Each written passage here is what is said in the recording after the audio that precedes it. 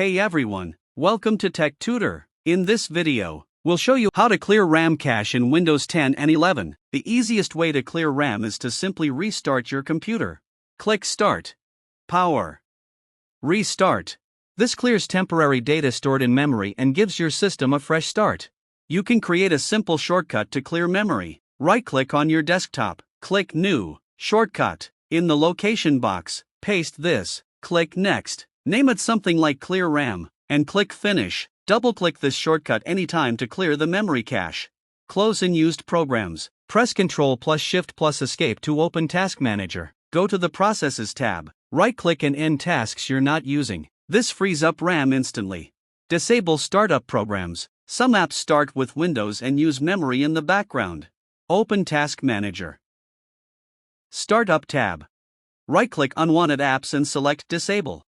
Use a memory cleaner tool. You can use free tools like Wise Memory Optimizer. These apps help clean up RAM with one click. Done. Your RAM cache is now clear, and your PC should feel faster and smoother. If you found this video helpful, please like, share, and subscribe to my channel for more practical tips. Thanks for watching.